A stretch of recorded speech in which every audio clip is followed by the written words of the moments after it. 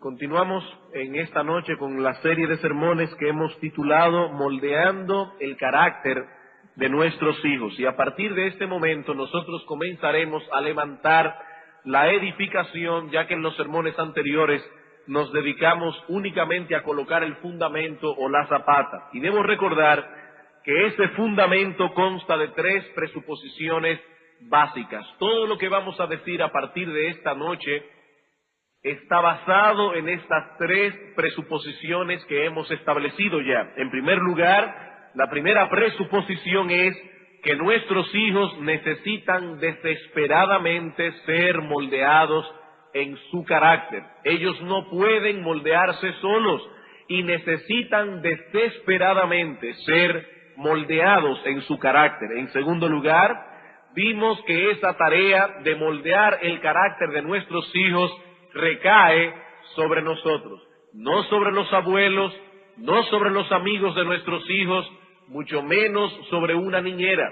La Escritura enseña claramente que somos nosotros quienes tenemos la responsabilidad de moldear el carácter de nuestros hijos. Y la tercera presuposición es que en el desempeño de esa tarea, nuestro ejemplo como padres reforzará o destruirá la labor que estamos realizando.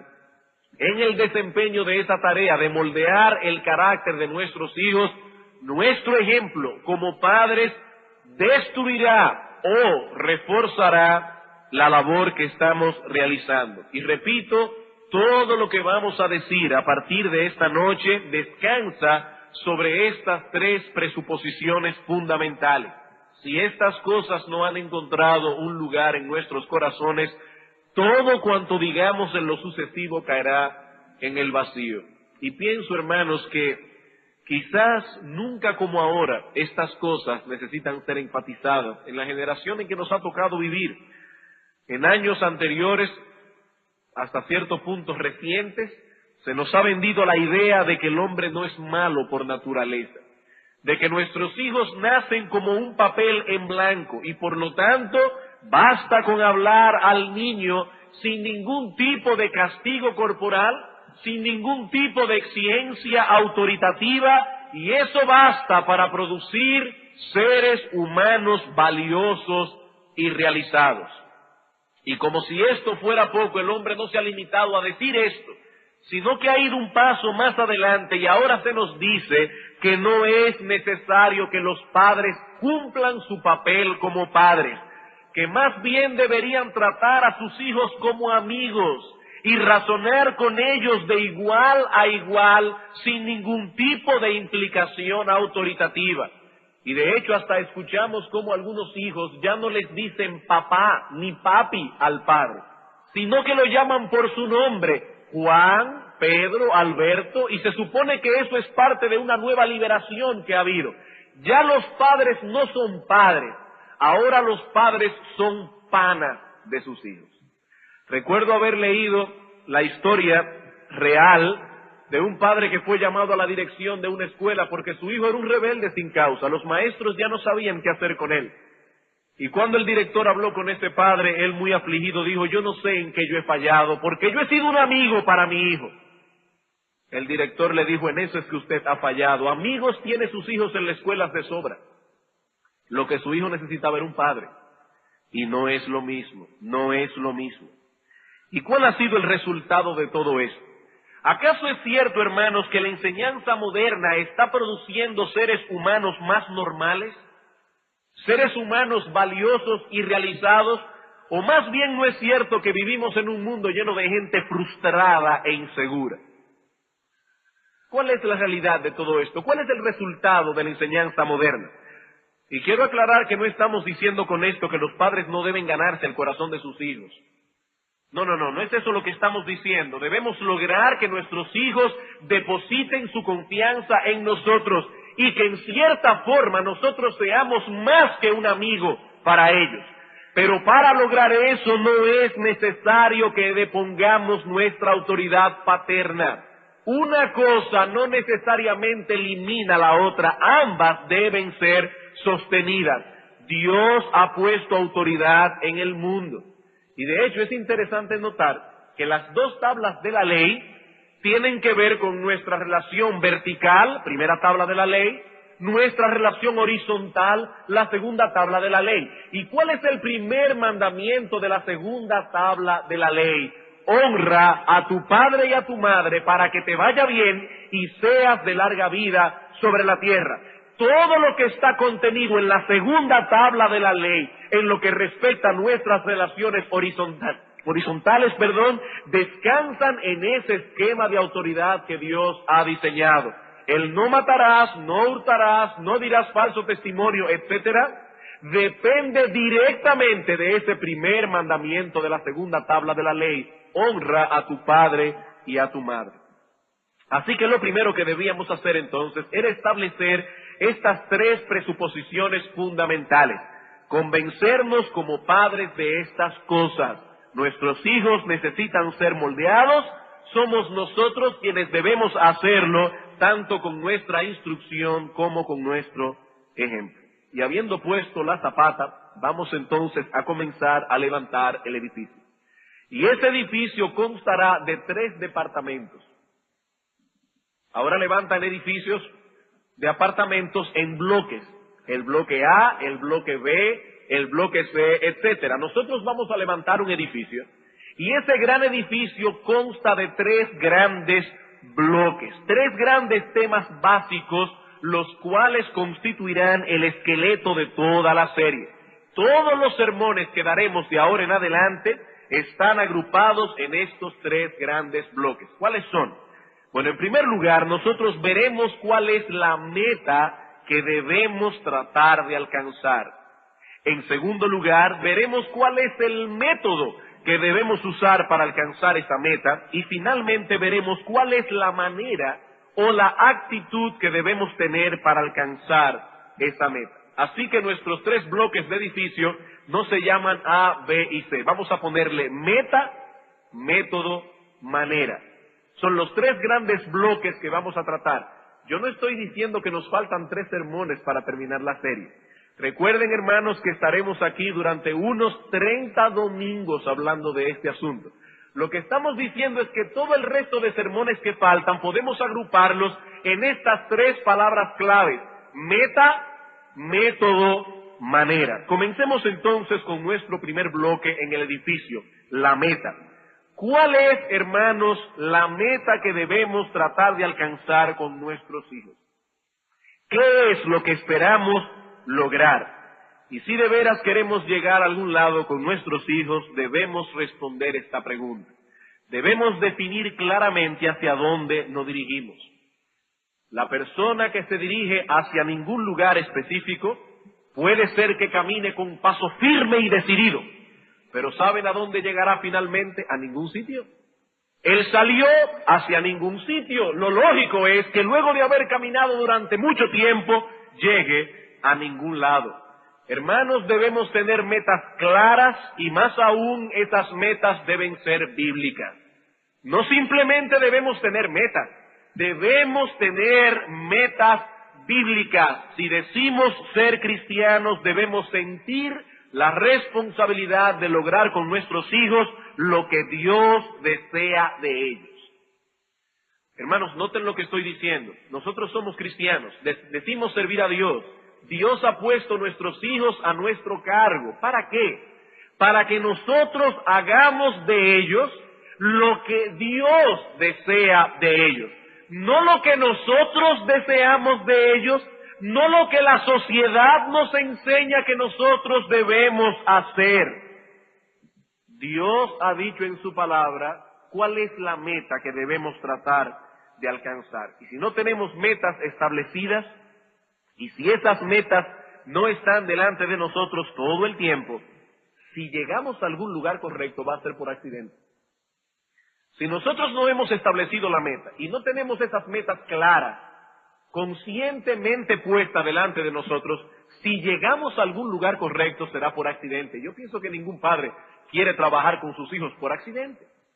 Quisiéramos saber que lo que estamos haciendo es adecuado, es correcto.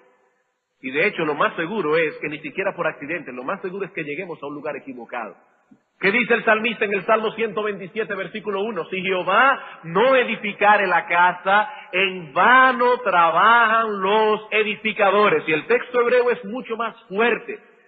Si Jehová no es quien edifica la casa, en vano han trabajado los edificadores. Aquí se vislumbra un individuo que luego de haberse pasado la vida edificando un hogar, ahora mira hacia atrás y ¿qué ve?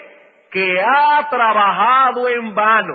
Probablemente se ha movido con paso firme y decidido, pero Jehová no ha edificado la casa. ¿Y cuándo es que Dios edifica una casa? Cuando esa casa está siendo cimentada en los principios bíblicos y en dependencia del Espíritu Santo. Esa es la casa que Dios edifica. Bien, hermanos, ¿cuál es nuestra meta? Ese es el primer bloque que estamos tratando de levantar. ¿Cuál es nuestra meta? Para esta pregunta hay primero una respuesta general, y esa respuesta general nos llevará de la mano a una serie de detalles específicos que veremos en los próximos estudios de este bloque. ¿Cuál es la meta general? Fíjense, hermanos, la general, la amplia, que debemos tener como padres en la crianza de nuestros hijos. La respuesta es muy simple. No es simple llevarlo a cabo, pero es simple la respuesta. Nuestra meta general como padres es hacer de nuestros hijos buenos ciudadanos de dos reinos. Nuestra meta general como padre, la que comprende todas las metas específicas, es hacer de nuestros hijos buenos ciudadanos de dos reinos. En primer lugar, ellos han de ser buenos ciudadanos de la nación en que les ha tocado vivir. Ellos han nacido en República Dominicana y nosotros debemos tratar de que ellos sean buenos ciudadanos de la nación en que les ha tocado vivir, que sean obedientes a las leyes, que respeten a los gobernantes, que sean ciudadanos útiles, etcétera, etcétera. Pero también ellos deben ser buenos ciudadanos del reino de Dios. Buenos ciudadanos de la nación en que les ha tocado vivir, ellos deben ser buenos ciudadanos del reino de Dios, de ese reino donde nuestro Señor Jesucristo es el Rey soberano. Vamos a ver algunos textos. Proverbios capítulo 24, versículo 21. Proverbios capítulo 24, versículo 21. Vamos a ver esta meta tal como Dios nos la ha revelado en su palabra. Dice aquí Salomón hablándole a su hijo: teme a Jehová, hijo mío, y al rey. No te entremetas con los veleidosos, porque su quebrantamiento vendrá de repente, y el quebrantamiento de ambos, ¿quién lo comprende? ¿Cuál es el consejo de Salomón a su hijo? Le dice: hijo mío, tengo dos consejos para ti. Teme a Jehová y teme al rey. Ambas cosas deben ser latentes en tu vida. Eres ciudadano de dos reinos. El reino terrenal, que tiene un rey terrenal. El reino de Dios, que tiene un rey celestial. Y esa debe ser nuestra meta como padre, que nuestros hijos sepan desenvolverse en ambos reinos. Eso lo vemos ejemplificado en la vida de nuestro Señor Jesucristo. Lucas capítulo 2, versículo 52. Recuerden, hermanos, que aunque nuestro Señor Jesucristo era el Dios encarnado, Él era también hombre. Y como hombre tuvo que desarrollarse en todas las etapas de la vida humana. Como niño, como adolescente, como joven adulto, como un hombre maduro. Dice en el capítulo 2, versículo 52, y Jesús crecía en sabiduría y en estatura y en gracia para con Dios y los hombres. Las dos cosas.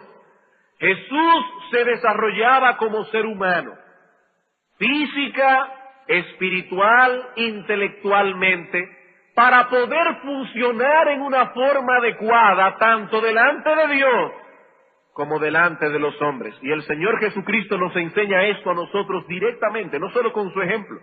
En Mateo capítulo 22, versículo 21, tenemos aquel famoso relato donde los fariseos quieren tenderle una trampa a Cristo, y ponerlo en contra del imperio que estaba gobernando Judea en aquel momento, que era el imperio romano. La cabeza del imperio romano era el César.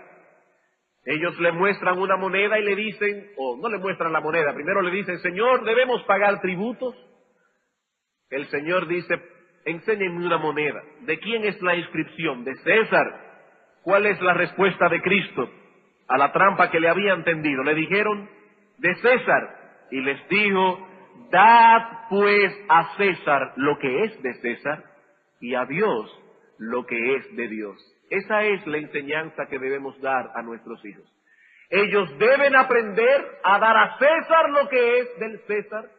Ellos deben aprender a darle a Dios lo que es de Dios. Esa es la meta general que nosotros debemos tratar de alcanzar. Nuestros hijos deben aprender a manejarse en este mundo en que les ha tocado vivir, pero al mismo tiempo deben aprender a conducirse en el temor de Dios.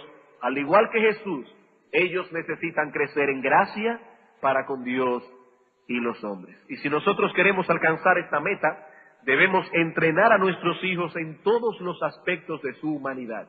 Debemos entrenarlos intelectualmente, físicamente, espiritualmente, moralmente, emocionalmente. Todas estas cosas son necesarias, pero no olviden la enseñanza de nuestro Señor Jesucristo en Mateo capítulo 6, versículo 33. Buscad primeramente el reino de Dios y su justicia. Debemos entrenarlos físicamente, intelectualmente. Enviamos a nuestros hijos a la escuela porque queremos entrenarlos intelectualmente. Pero no olviden que lo espiritual y lo moral está primero. El Señor dice, buscad primeramente el reino de Dios y su justicia. Debemos tener prioridades correctas. Y por lo tanto, a la hora de entrenar a nuestros hijos, la parte moral y espiritual debe estar por encima de todo lo demás. Esa debe ser nuestra prioridad. Hermanos, no se puede ser un buen ciudadano de ninguno de los dos reinos si tenemos un mal corazón y si tenemos un mal carácter. Si de veras queremos tener prioridades en nuestra educación, lo moral y lo espiritual va primero, porque se puede ser un iletrado y aún así ser un buen ciudadano de los dos reinos.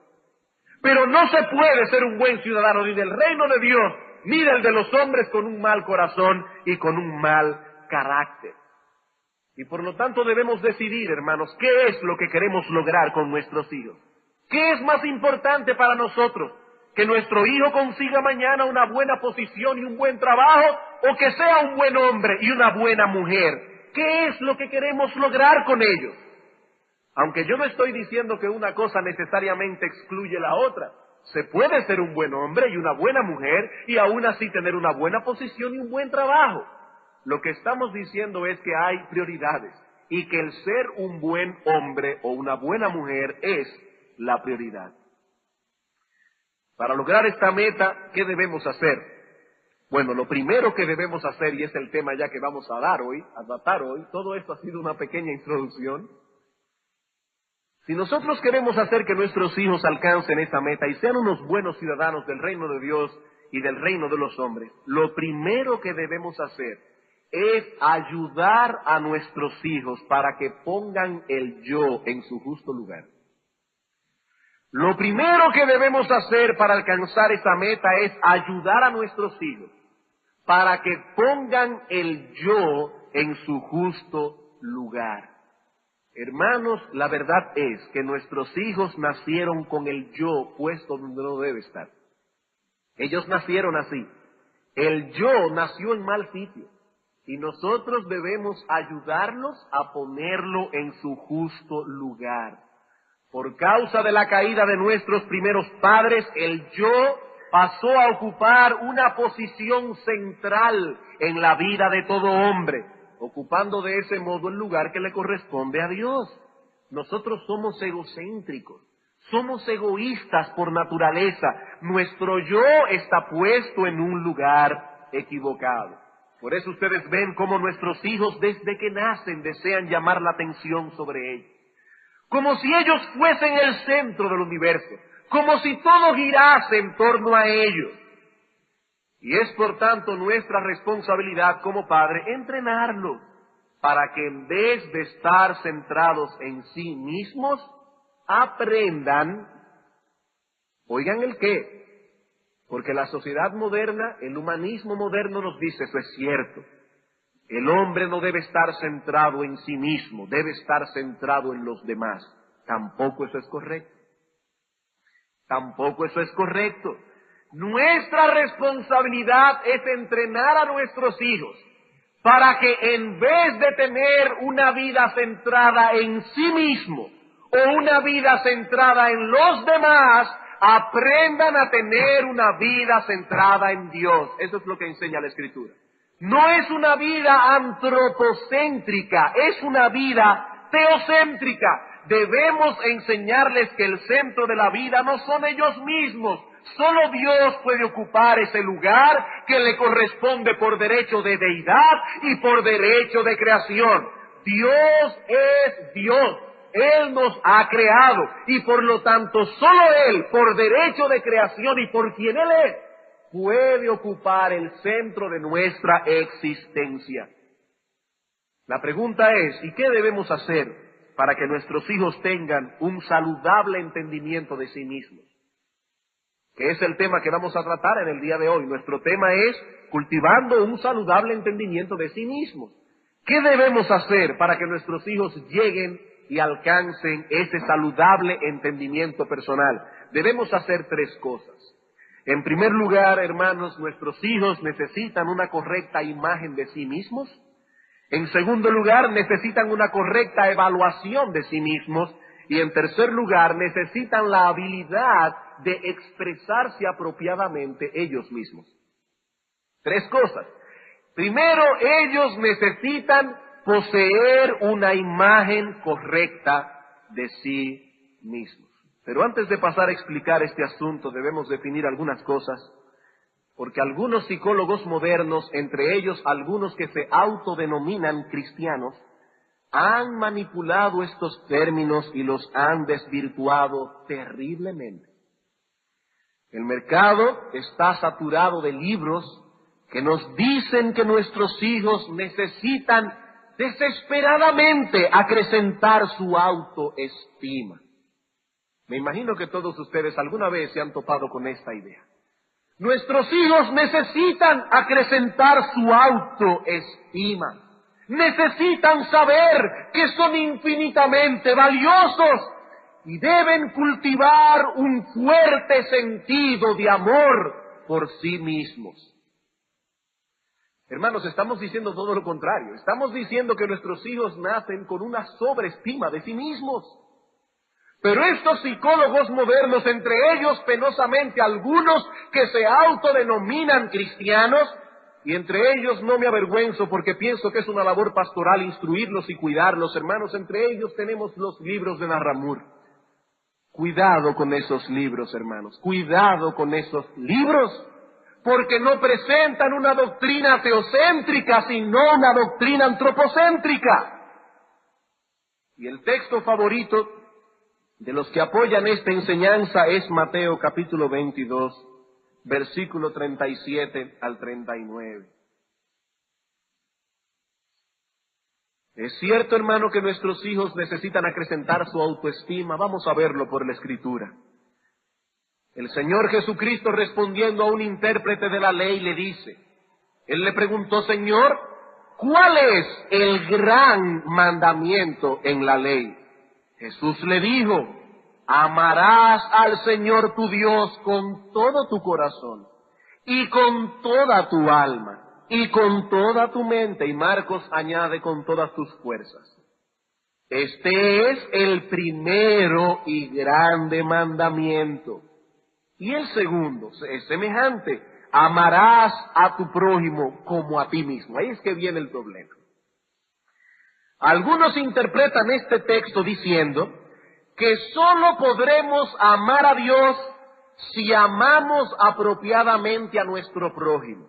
Y que solo podremos amar apropiadamente a nuestro prójimo si nos amamos adecuadamente a nosotros mismos. Un autor cristiano muy conocido, no en nuestro medio, pero sí en los Estados Unidos, dice lo siguiente al respecto. Amor por nosotros mismos es entonces un prerequisito y el criterio mismo de nuestro trato para con nuestro prójimo. Si no nos amamos a nosotros mismos, no podremos amar a otros. No podrás amar a tu prójimo, ni tampoco amar a Dios, a menos que primero no te ames a ti mismo. Hermanos, ¿es eso lo que enseña este texto? Y más aún, ¿es eso lo que enseñan las Sagradas Escrituras? Si esta enseñanza es correcta, entonces el primer mandamiento no es amar a Dios con toda la mente, amar a Dios con toda el alma, con todas las fuerzas. El primer mandamiento debería ser ámate a ti mismo, y de ese mandamiento depende toda la ley y los profetas. Pero eso no es lo que enseña la Escritura. Cristo no dice aquí que el primero y más grande mandamiento es ámate a ti mismo. Y de acuerdo con la enseñanza de estos psicólogos cristianos, el amor a uno mismo es imprescindible para amar al prójimo, y ese amor al prójimo es imprescindible para amar a Dios. Entonces, hermanos, ¿cuál es, desde el punto de vista de ellos, el primero y más grande mandamiento? Lógicamente, ámate a ti mismo. Pero Cristo no dice eso. Cristo dice aquí que el primer mandamiento es amar a Dios con todo el corazón, con toda el alma, con toda la mente, con todas las fuerzas. ¿Dónde podemos situar entonces la enseñanza de Cristo en Mateo capítulo 16, versículo 24? Si alguno quiere venir en pos de mí, ¿qué? Ámese a sí mismo. No, niéguese a sí mismo y tome su cruz y sígame, porque todo el que quiera salvar su vida la perderá, y todo el que pierda su vida por causa de mí la hallará. Esa es la enseñanza bíblica. No ámate a ti mismo. No ámate a ti mismo, todo lo contrario, la enseñanza bíblica es lo opuesto, niégate a ti mismo. Hermanos, en Mateo capítulo 22, el Señor no nos está ordenando que nos amemos a nosotros mismos. El Señor más bien lo está presuponiendo. El Señor lo está presuponiendo. Dios nos creó con un instinto de conservación que en cierta forma nos lleva a amarnos a nosotros mismos. El problema es que el hombre caído ha llevado ese amor por sí mismo a un punto exagerado. El hombre caído se ama a sí mismo con fervor. Pero Dios ha puesto en nosotros un vehículo de autopreservación. Cuando tenemos hambre, procuramos comer. Cuando tenemos frío, procuramos cubrirnos. Cuando estamos cansados, procuramos descansar. Y lo que el Señor nos está enseñando aquí es simplemente que debemos amar a nuestro prójimo con ese mismo fervor. Y en vez de estimularnos a amarnos más a nosotros mismos o a acrecentar nuestra autoestima, lo que el Señor más bien nos está enseñando y nos enseña en muchas otras partes de la Escritura es que precisamente ese excesivo amor propio es lo que nos impide amar a Dios y amar al prójimo. Ese excesivo amor que nos tenemos a nosotros mismos es lo que nos impide amar a Dios con toda la mente, con todo el corazón, con todo el alma, con todas las fuerzas. Por eso, hermanos, yo no podía pararme aquí sencillamente y decir debemos procurar que nuestros hijos tengan una correcta imagen de sí mismos, porque hay mucho problema hoy día con esta declaración. Y queríamos establecer claramente qué era lo que no estábamos diciendo. Nuestros hijos no necesitan acrecentar su autoestima. Ellos tienen una estima de sí mismos bastante grande ya por naturaleza, porque son seres caídos y nacen con un egocentrismo y un egoísmo terrible. No es acrecentar la autoestima que nuestros hijos necesitan. ¿Qué es entonces lo que necesitan? Tener una correcta imagen de sí mismos. Nosotros debemos ayudar a nuestros hijos a adquirir una correcta imagen. Y esto envuelve dos elementos esenciales: dignidad por un lado y humildad por el otro. Para poder ayudar a nuestros hijos a adquirir una correcta imagen de sí mismos, ellos necesitan dos elementos esenciales: dignidad por un lado, humildad por el otro. Sin estos dos elementos, uno al lado del otro, y en tensión constante, no puede haber un entendimiento saludable de nuestra propia identidad como seres humanos. Al contemplarnos como criaturas hechas a la imagen de Dios, veremos la dignidad que poseemos como seres humanos, que no somos iguales que los animales. Como decíamos esta mañana, el hombre no es un animal desarrollado como enseña la biología moderna. El hombre posee una dignidad especial. Un hombre y un perro no son iguales. No son iguales. El hombre lleva en sí mismo la imagen de Dios. Pero al recordar que somos miembros de una raza caída y que personalmente hemos violado la ley de Dios, entonces eso nos permite contemplarnos con humildad. ¿Ven las dos cosas? Dignidad, humildad. Y solo lograremos poseer una correcta imagen de nosotros mismos cuando nos veamos en función de tres doctrinas: la doctrina de la creación, la doctrina de la caída, la doctrina de la redención. Somos seres creados a la imagen de Dios, pero somos seres caídos que necesitamos ser redimidos por el Señor Jesucristo. Estas tres cosas, una al lado de la otra, nos librarán de caer en extremos. ¿Y qué tenemos al día de hoy? Bueno, tenemos por un lado que algunas personas sobreenfatizan la dignidad del ser humano. Solo hay que ver el título de algunos libros: Tú eres alguien especial. Tú eres alguien especial. Un sobreénfasis en la dignidad del ser humano. ¿Cuál es el resultado? Orgullo, soberbia, vanagloria, independencia de Dios. Hermanos, el evangelio moderno ha hecho a Dios un siervo del hombre. El evangelismo moderno ha hecho a Dios un siervo del hombre. ¿Por qué? Porque se ha sobreenfatizado la dignidad humana, y ese es el resultado. Pero por el otro lado, algunos sobreenfatizan la pecaminosidad y debilidad. ¿Cuál es el resultado? Autoconmiseración, temor, inseguridad. Hermanos, nuestros hijos tienen que entender que ellos tienen dignidad por cuanto fueron creados a la imagen de Dios, pero también deben entender que son miembros de una raza caída, y eso los ayudará a tener su corazón puestos en su justo lugar. Y noten que estamos viendo a la Escritura para hablar de la dignidad del hombre. ¿Por qué el hombre es digno y diferente a los animales? Sencillamente porque fueron hechos a la imagen de Dios, no por ninguna otra cosa. No por ninguna otra cosa. Y es penoso ver cómo al día de hoy los hombres, incluyendo a veces muchos cristianos, valoran y dignifican a los seres humanos por otras razones. Un autor cristiano a quien no quiero citar porque no lo recomiendo totalmente, pero pienso que este autor ha dado en el clavo. Un autor cristiano dice: ¿cuáles son esas cosas erróneas que se toman en cuenta hoy para valorar y dignificar al hombre? Él menciona tres, yo voy a añadir una cuarta. Una es la inteligencia. La inteligencia. Los hombres al día de hoy son valorados de acuerdo a su nivel intelectual. Si es muy inteligente, el individuo es buscado. Si el individuo tiene una inteligencia promedio, bueno, él está en el montón. Y si salió bruto, eso es una maldición. La inteligencia. El segundo aspecto que se sobreenfatiza hoy es la belleza física.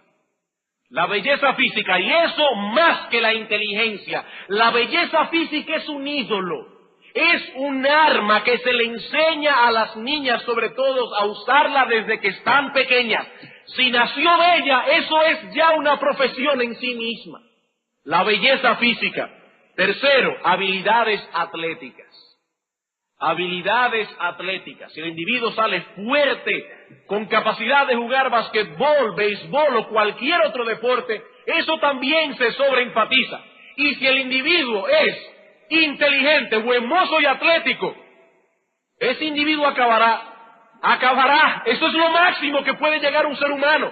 Ser inteligente, buen mozo y atlético. Busquen los ídolos que fabrica la pantalla cinematográfica y verán que todos son, de acuerdo a lo que dice el guión de la película, hay que verlo como son en la vida real, pero de acuerdo al guión de la película son inteligentes, buen mozos y atléticos. Y la tercera que podemos añadir y que yo voy a añadir en esta noche son las habilidades artísticas. Pintura, si canta bien, si toca algún instrumento musical. Esas son las cosas que la sociedad moderna exalta. Y hermanos, penosamente muchos cristianos han cometido el error de dignificar y valorar al ser humano en base a estas cosas. Y desde que el mundo desde que nuestros padres cayeron, vivimos en un mundo caído donde los valores se han trastornado. Lean los cuentos infantiles. Lean los cuentos infantiles. Si ustedes verán allí lo que son valores trastornados. La mala siempre es fea. La buena siempre es linda. El único cuento que se sale de ese patrón es Blancanieves. Porque la reina era mala y era era hermosa, de acuerdo al cuento.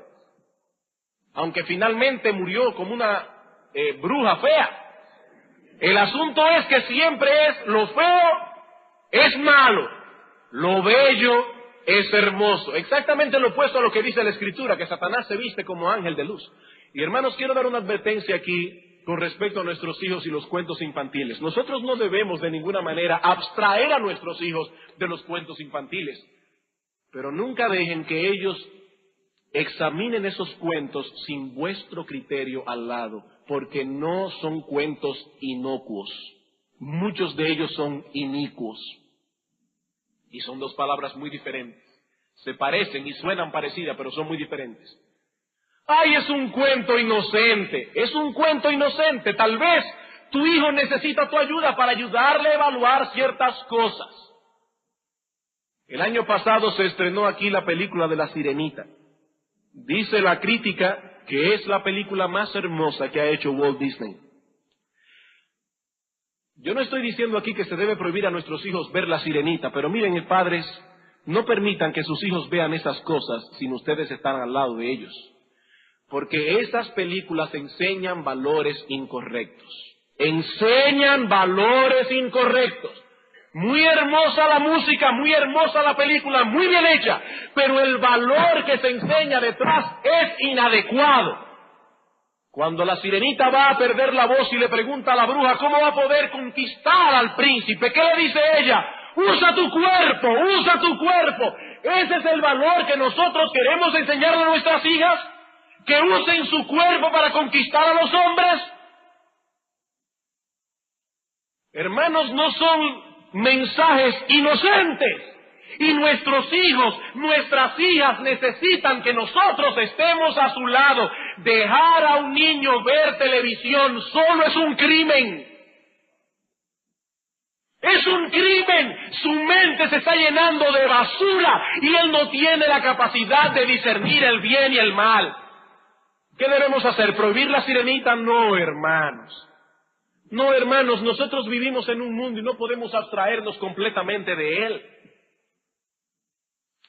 Como menciona MacDonald en El Padre Eficaz, dice, yo tengo en mi mente la imagen de un padre como la que vi en la Segunda Guerra Mundial.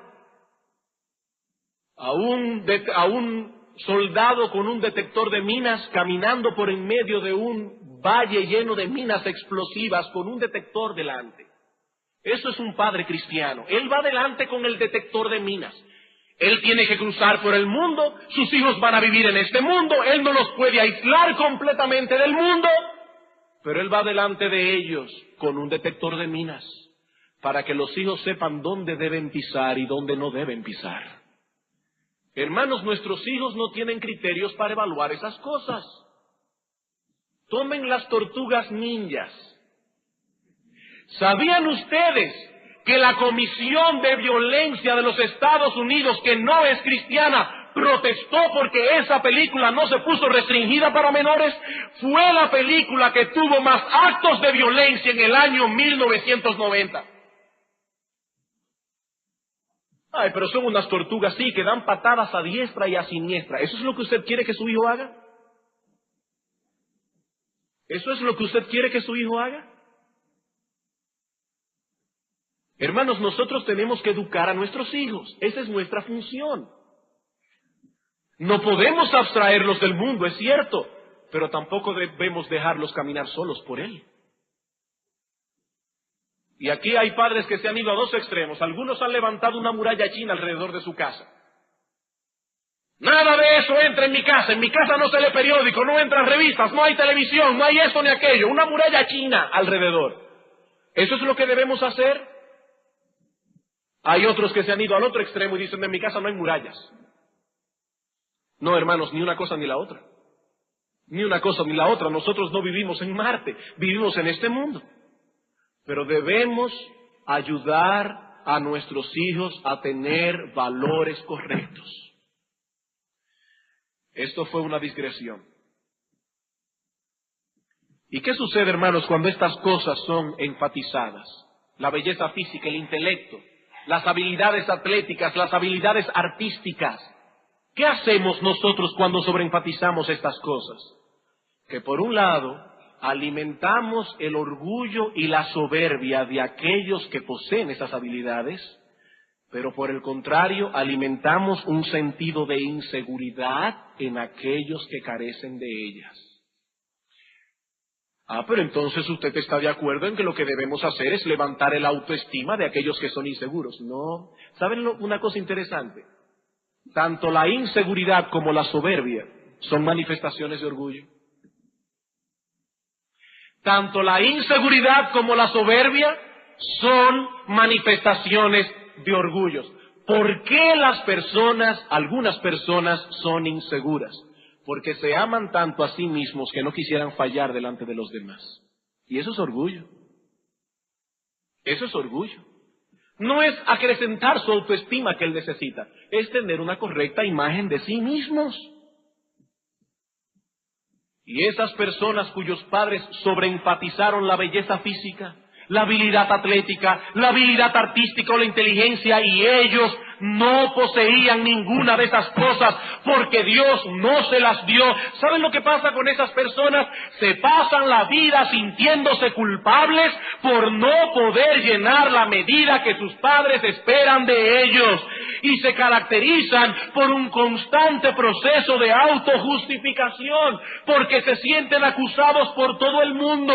Cualquier amonestación o corrección que usted haga a una de esas personas, la verán como un ataque personal, porque son personas inseguras.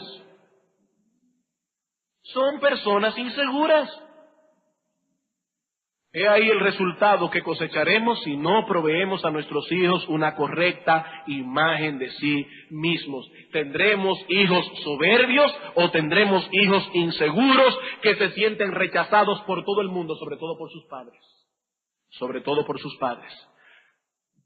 ¿Qué lección sacamos de todo esto, hermanos? Debemos mortificar esa tendencia maligna y perversa que tenemos de apreciar la belleza física y la inteligencia como si se tratasen de valores verdaderos.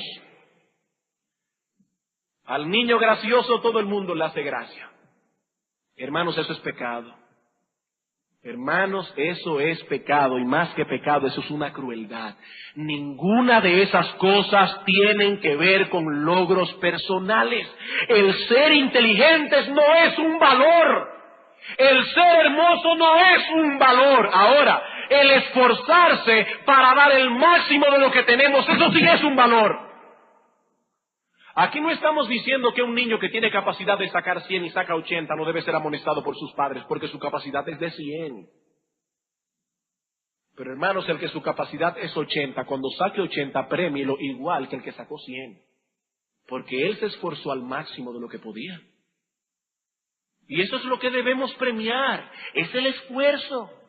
Y repito, es una crueldad rechazar a un niño porque es menos agraciado físicamente de acuerdo a los patrones que el mundo nos ha enseñado de lo que es belleza, o porque es menos inteligente.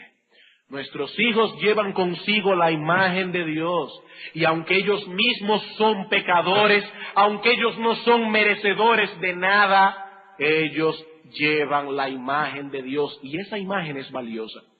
Vamos a suponer que usted tiene una imagen, una foto de su esposa en el escritorio. Muchos esposos tenemos una foto de nuestra familia o de nuestra esposa en el escritorio. Y llega un compañero suyo de trabajo y comienza a burlarse de la foto, y a reírse de la foto, y a hacer chistes a costa de la foto de su esposa. ¿Cómo usted se siente? Bueno, usted se siente mal. Y le hace ver al individuo que no le está agradando el chiste. Y él dice, pero ¿por qué te molestas? Me estoy burlando simplemente de un pedazo de papel que no cuesta ni 50 centavos. ¿Qué usted le responde? Bueno, sí es cierto. El papel no cuesta ni 50 centavos, pero la imagen que está ahí es la imagen de mi esposa.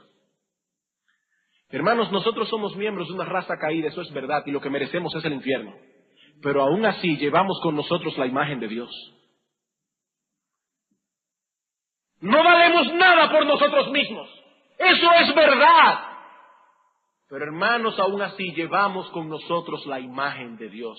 Y Dios toma a título personal cualquier afrenta que se hace contra su imagen. Hechos capítulo 9. Versículo 3 al 6. Todo lo que se mueve y vive os será para mantenimiento, así como las legumbres y plantas verdes os lo he dado todo. Pero carne con su vida, que es su sangre, no comeréis, porque ciertamente demandaré la sangre de vuestras vidas. De mano de todo animal la demandaré, y de mano de todo hombre. De mano del varón su hermano demandaré la vida del hombre. El Señor dice aquí, todo lo que se mueve y vive os será para mantenimiento. Podemos comer carne porque Dios lo dice en su palabra. Lo que no podemos es comer carne con su sangre. Estoy en Génesis 9:3. Génesis, ¿qué texto yo dije? Por eso veía la cara de todos como con un signo de interrogante. En Hechos 9:3 el Señor dice que todo lo que se mueve, Génesis 9:3, todo lo que se mueve y vive nos será para mantenimiento. Lo que no podemos es comer carne con su sangre. Sin embargo, o sea que podemos matar a los animales para comerlos. Pero el que derramare sangre de hombre, por el hombre su sangre será derramada, porque a imagen de Dios es hecho el hombre. Dios toma eso a título personal, porque su imagen ha sido plasmada en ese hombre, aún en ese hombre caído. Santiago capítulo 3, ese gran capítulo que habla de la lengua y de cómo debemos controlarla.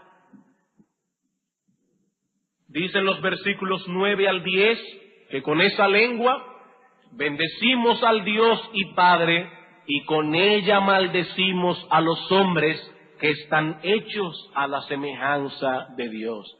De una misma boca proceden bendición y maldición. Hermanos míos, esto no debe ser así. Dios plasmó en nuestros hijos su imagen.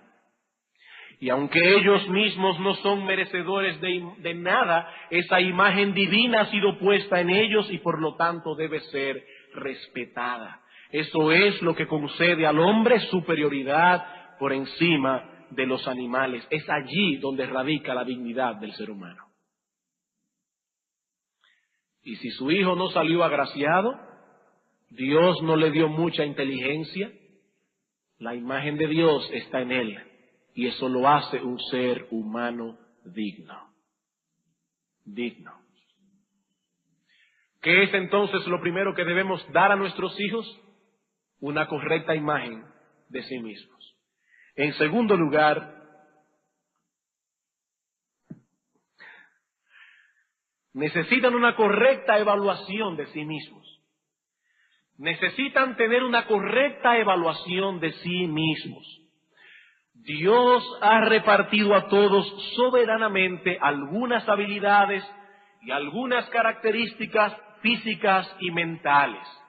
Y es importante que nuestros hijos posean una correcta evaluación de sí mismos. Hay algunos padres que se preguntan, ¿y qué hago si mi hijo es hermoso? De verdad, no soy yo que lo digo. Las personas me dicen que mi hija es hermosa y yo quiero prepararla para cuando ella sea grande las personas no abusen de su belleza. Ella va a tener que enfrentar probablemente la envidia de algunas hermanas y mujeres. ¿Qué debemos hacer? Mi hijo es inteligente, ¿qué debo hacer? Nació con habilidades artísticas, son obvias que la tiene. Nació con habilidades atléticas, ¿qué debo hacer? O también puede haber un caso de un padre que diga todo lo contrario, mi hijo no posee esas cualidades. De acuerdo a los estándares de belleza de la sociedad en que nos movemos, mi hijo no es hermoso. O no posee habilidades atléticas ni artísticas. ¿Qué debo hacer? La respuesta es encarar este asunto con honestidad encarar este asunto con honestidad. Nunca le mienta a su hijo o a su hija, porque Dios no ha de bendecir una mentira.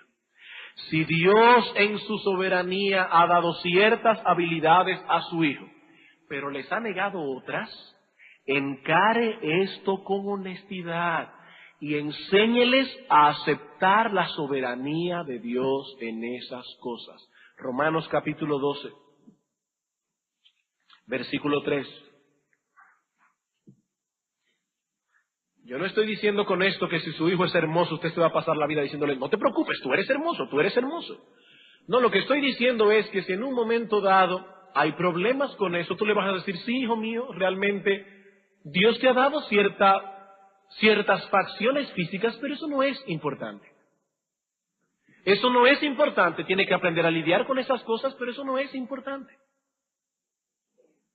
En Romanos capítulo 12, versículo 3, dice el apóstol Pablo, digo pues por la gracia que me es dada, a cada cual que está entre vosotros, que no tenga más alto concepto de sí que el que debe tener, sino que piense de sí con cordura, conforme a la medida de fe que Dios repartió a cada uno. Los psicólogos cristianos siempre le añaden a este texto, ni más bajo tampoco. Pero Pablo no dice eso. ¿Saben por qué? Porque en la mayoría de los casos tenemos más alto concepto de nosotros mismos que el que debemos tener. Y como el apóstol Pablo conoce la naturaleza humana, no puso la parte contraria. Él simplemente dijo, hermanos, que nadie tenga más alto concepto de sí que el que debe tener. Que piense de sí con cordura. Y nuestros hijos deben aprender a recibir críticas.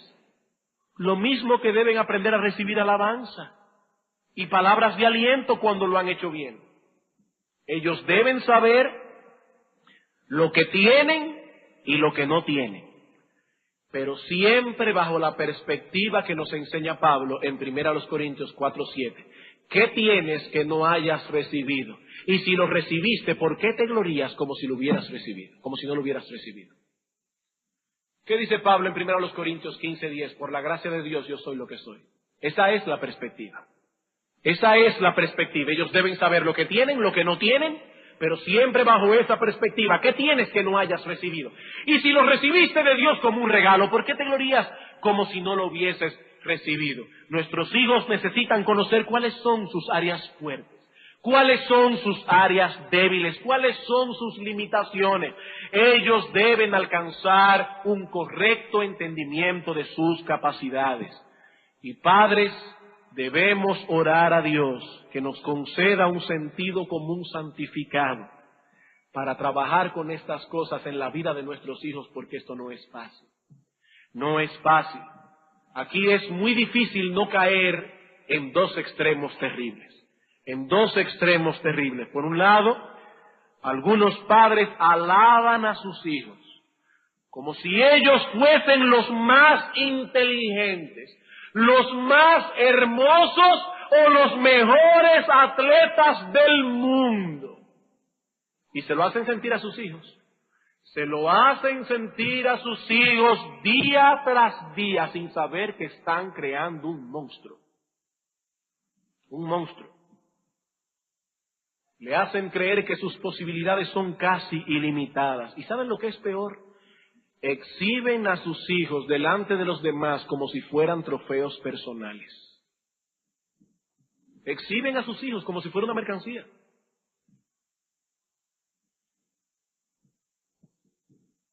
Yo no sé si a ustedes les ha pasado eso, pero yo personalmente pienso que pocas situaciones pueden ser más engorrosas que las de encontrarnos con personas que se alaban a sí mismos y alaban a sus hijos con una facilidad pasmosa.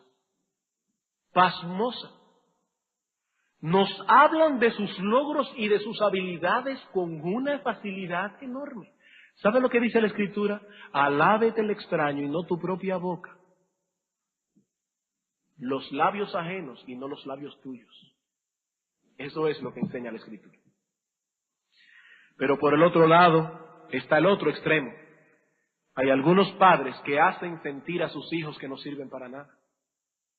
Que no sirven para nada. Que por más que se esfuercen y por más que se esfuercen, nunca podrán hacerlo bien. Nunca podrán llenar la medida que sus padres esperan de él. ¿Saben lo que eso hace? Matarle la autoestima, no, matarle su sentido de esperanza. Ese niño dice, yo sé que yo nunca voy a poder hacerlo bien. Por más que me esfuerce, nunca podré hacerlo bien. Qué terrible es cuando un padre le dice a sus hijos, tú nunca haces nada bien. Siempre haces las cosas mal. Hermano, tú le estás destruyendo a tu hijo el sentido de esperanza. El sentido de esperanza. Y él va a llegar a la convicción de que él nunca podrá agradarte, nunca podrá llenar la medida de lo que tú esperas de él, y entonces tomará por el camino de hacer todas las cosas mal y a propósito para llamar la atención. Porque no te olvides, él tiene una alta estima de sí mismo. Y si no puede descollar como bueno, lo hará como malo. No es que su autoestima fue rebajada, no. Fue que su autoestima fue provocada. Si él no puede descollar como bueno, olvídese, descollará como malo. Pero llamará la atención. Finalmente, hermanos, nuestros hijos necesitan adquirir la habilidad de expresarse apropiadamente a sí mismos. Nuestros hijos necesitan la habilidad de expresarse apropiadamente a sí mismos. ¿Qué queremos decir con esto? Que debemos de enseñar a nuestros hijos varones a expresar apropiadamente su masculinidad. Debemos enseñar a nuestras hijas a expresar apropiadamente su femineidad. Lo que no podemos permitir es que manifiesten ambos sexos al mismo tiempo. La Biblia dice claramente, portaos varonilmente y esforzaos. Nuestros hijos varones tienen que aprender a expresar apropiadamente su masculinidad. Nuestras hijas deben aprender a manifestar su femineidad. La Escritura nos enseña que estos sexos son distintos. Y si queremos que nuestros hijos y nuestras hijas adquieran un saludable conocimiento de sí mismos, nuestros hijos deben saber que son varones, nuestras hijas deben saber que son hembras. La palabra hebrea que expresa masculinidad significa fuerza. La palabra hebrea que expresa femineidad significa suavidad. Dios no creó a los hombres y a las mujeres iguales. Los creó con la misma dignidad, con las mismas capacidades intelectuales, espirituales, morales, pero no son iguales. No son iguales. Vamos a comenzar con los varones. ¿Cuáles son esas cosas que debemos enseñar a nuestros hijos varones para que aprendan a expresar su masculinidad? Y debemos recordar que estamos aquí simplemente sentando las metas. No tenemos el tiempo para decir cómo vamos a hacer todas estas cosas, aunque al final vamos a dar una pequeña aplicación. Solamente vamos a citar cuál es la meta que debemos tratar de alcanzar. En primer lugar, nuestros hijos varones deben aprender a manejar la autoridad, porque ellos mismos estarán luego en autoridad. Desde pequeños, ellos deben aprender a ejercer autoridad. Ellos necesitan primero a saber lo que es estar bajo autoridad. Nadie que está sin autoridad puede mañana ser autoridad. Por lo tanto, si queremos que nuestros hijos aprendan a expresar autoridad, lo primero que debemos hacer es ponerlos bajo autoridad.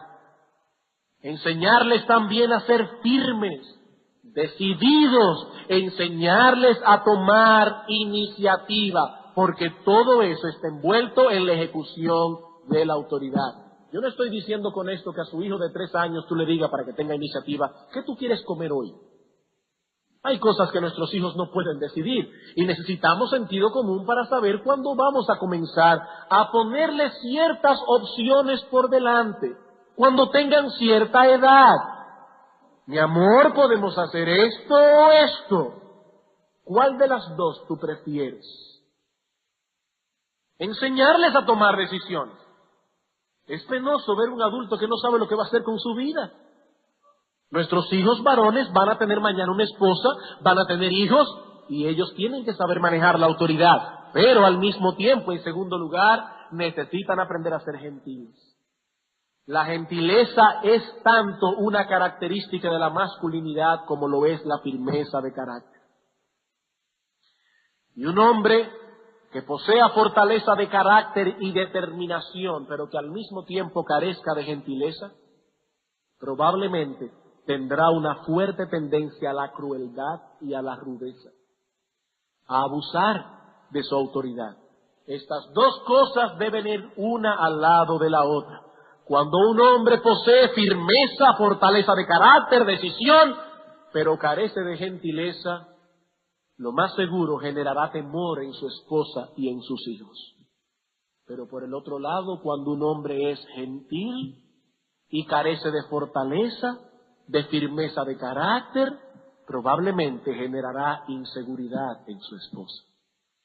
Es una combinación de las dos cosas que se necesitan en un hombre. Por otro lado, también debemos enseñar a nuestros hijos varones a ser serviciales. Ellos no son los pequeños déspotas en la casa, que la mamá y las hermanas están allí para servirles. No, dice la Escritura que en el ejercicio de la autoridad, esa debe ser utilizada para servir a otros y no egoístamente para el propio provecho. Lucas capítulo 22, versículo 24 al 27.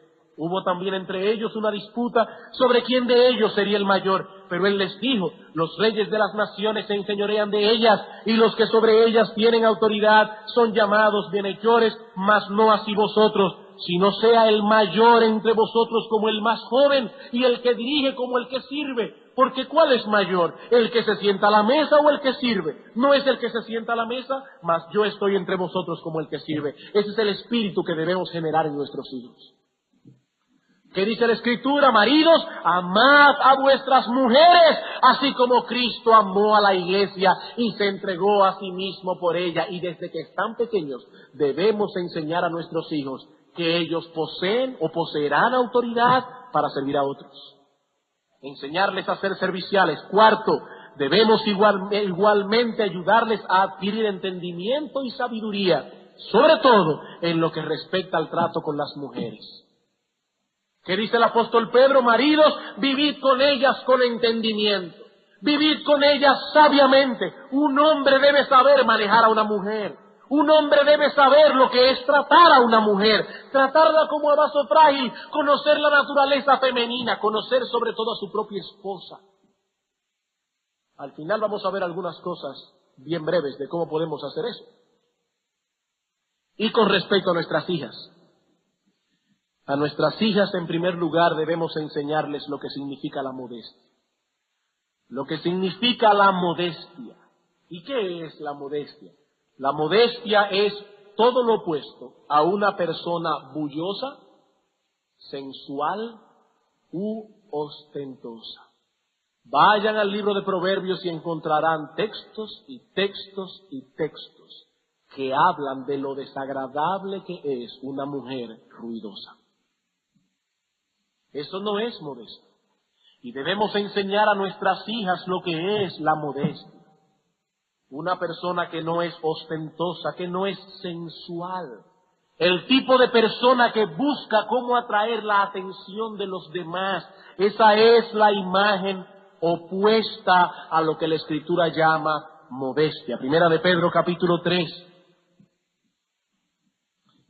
Primera de Pedro capítulo 3, versículos 1 al 4. Asimismo vosotras, mujeres, estad sujetas a vuestros maridos, para que también los que no creen a la palabra sean ganados sin palabra por la conducta de sus esposas, considerando vuestra conducta casta, respetuosa. Vuestro atavío no sea el externo de peinados ostentosos, de adornos de oro o de vestidos lujosos, sino el interno, el del corazón, en el incorruptible ornato de un espíritu afable y apacible, que es de grande estima delante de Dios.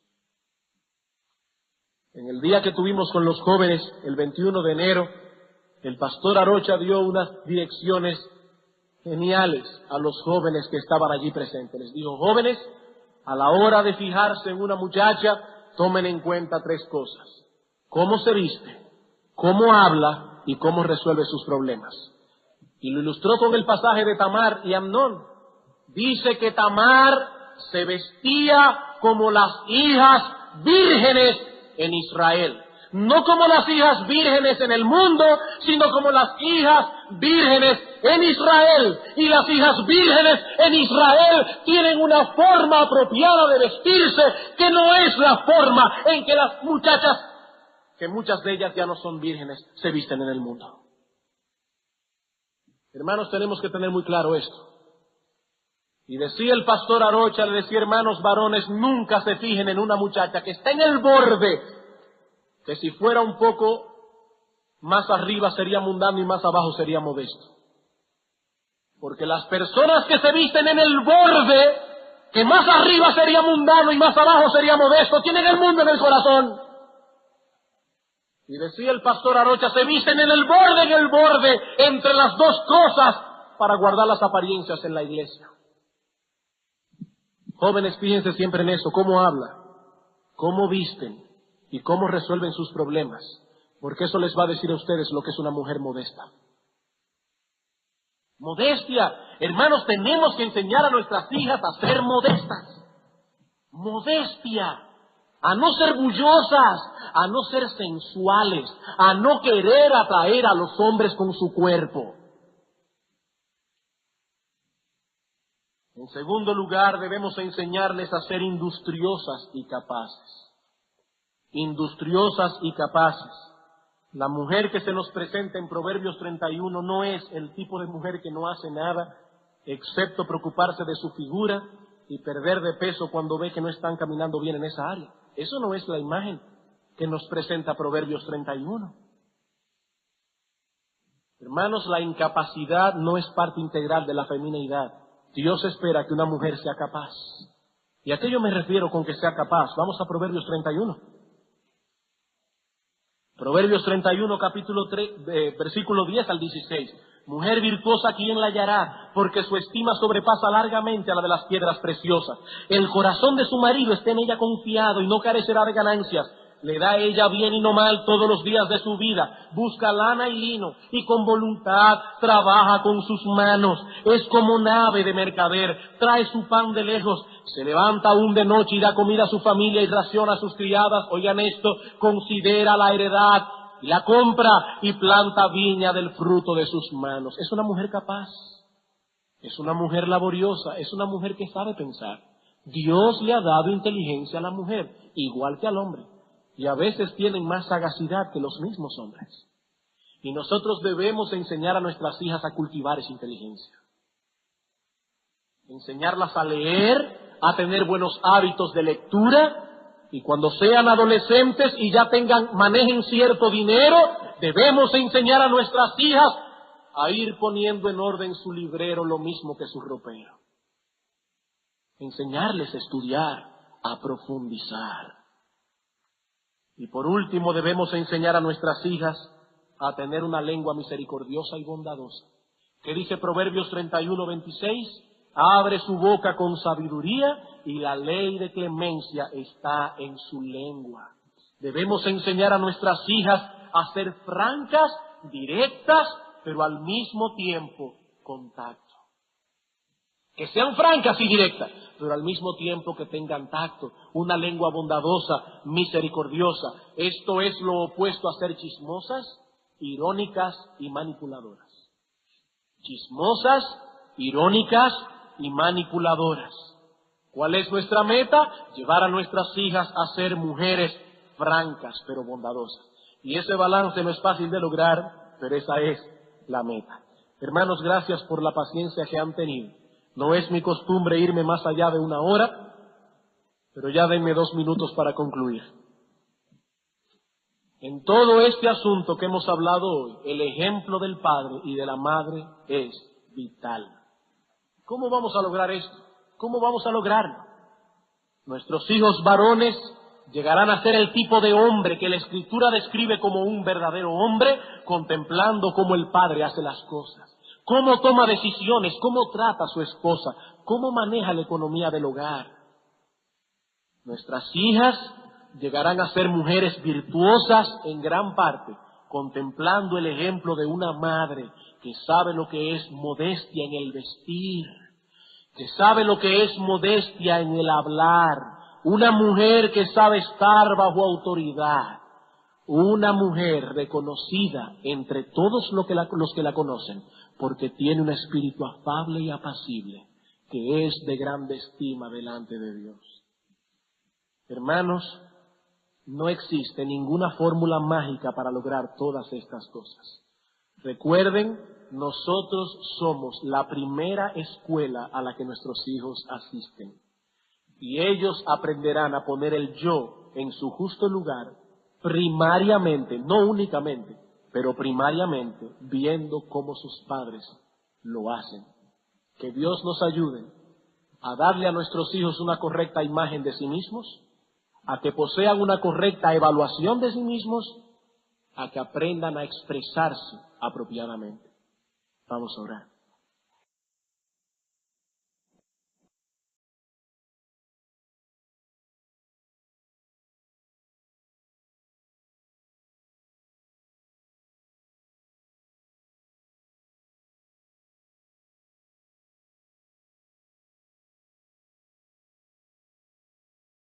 Su testimonio, etcétera, depende directamente de ese primer mandamiento de la segunda tabla de la ley: honra a tu padre y a tu madre.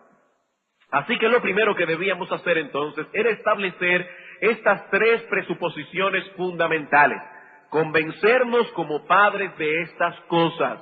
Nuestros hijos necesitan ser moldeados, somos nosotros quienes debemos hacerlo, tanto con nuestra instrucción como con nuestro ejemplo. Y habiendo puesto la zapata, vamos entonces a comenzar a levantar el edificio.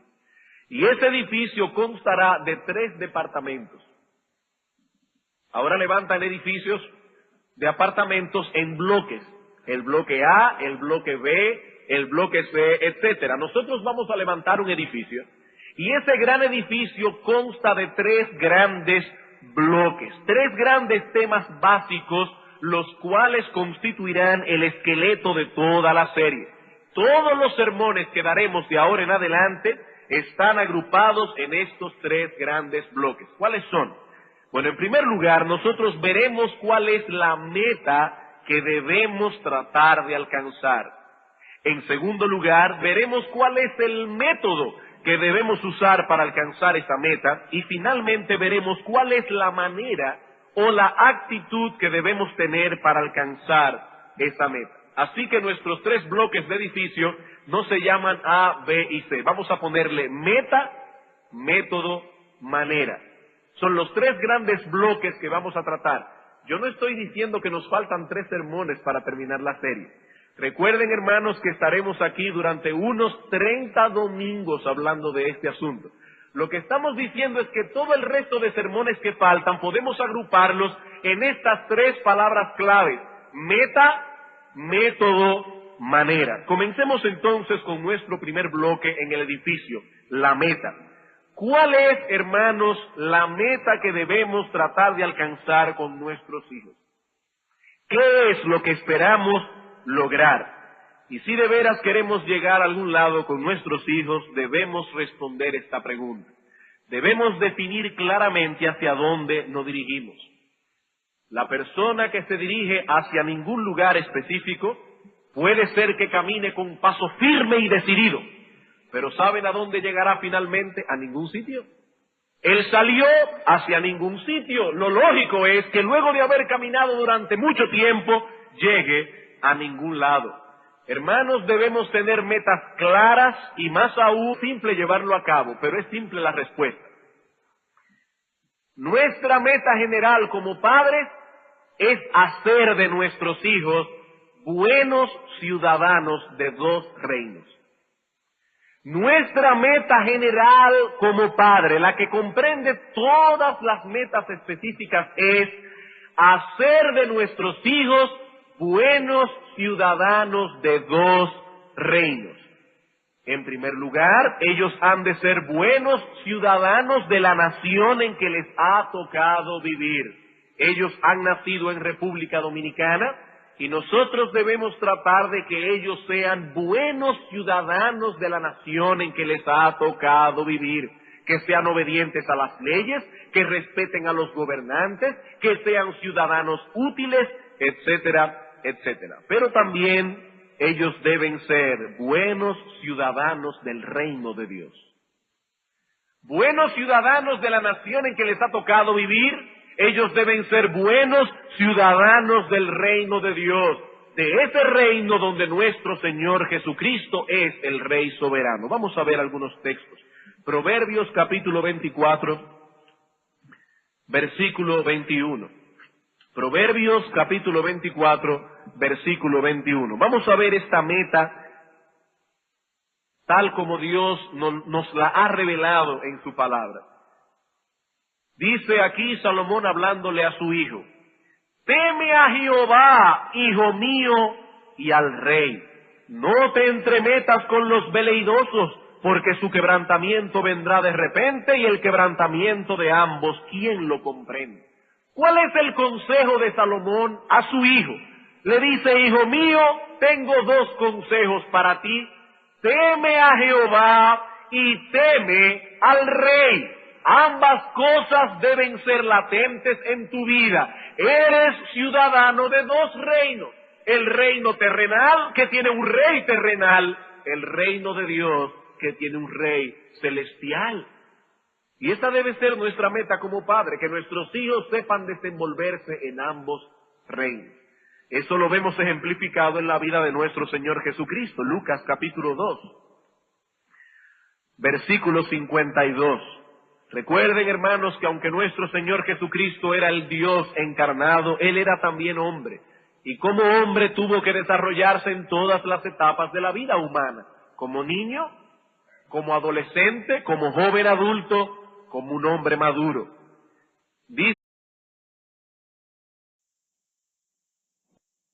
Continuamos en esta noche con la serie de sermones que hemos titulado Moldeando el carácter de nuestros hijos. Y a partir de este momento nosotros comenzaremos a levantar la edificación, ya que en los sermones anteriores nos dedicamos únicamente a colocar el fundamento o la zapata. Y debo recordar que ese fundamento consta de 3 presuposiciones básicas. Todo lo que vamos a decir a partir de esta noche está basado en estas 3 presuposiciones que hemos establecido ya. En primer lugar, la primera presuposición es que nuestros hijos necesitan desesperadamente ser moldeados en su carácter. Ellos no pueden moldearse solos y necesitan desesperadamente ser moldeados en su carácter. En segundo lugar, vimos que esa tarea de moldear el carácter de nuestros hijos recae sobre nosotros, no sobre los abuelos, no sobre los amigos de nuestros hijos, mucho menos sobre una niñera. La Escritura enseña claramente que somos nosotros quienes tenemos la responsabilidad de moldear el carácter de nuestros hijos. Y la tercera presuposición es que en el desempeño de esa tarea, nuestro ejemplo como padres reforzará o destruirá la labor que estamos realizando.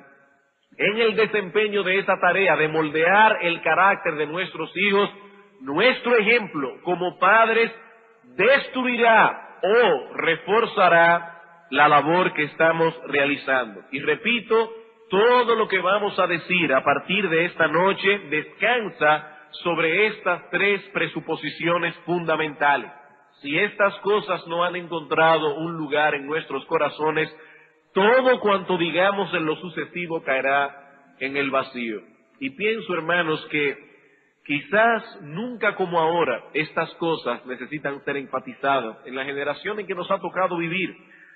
En años anteriores, hasta ciertos puntos recientes, se nos ha vendido la idea de que el hombre no es malo por naturaleza, de que nuestros hijos nacen como un papel en blanco y por lo tanto basta con hablar al niño sin ningún tipo de castigo corporal, sin ningún tipo de exigencia autoritativa, y eso basta para producir seres humanos valiosos y realizados.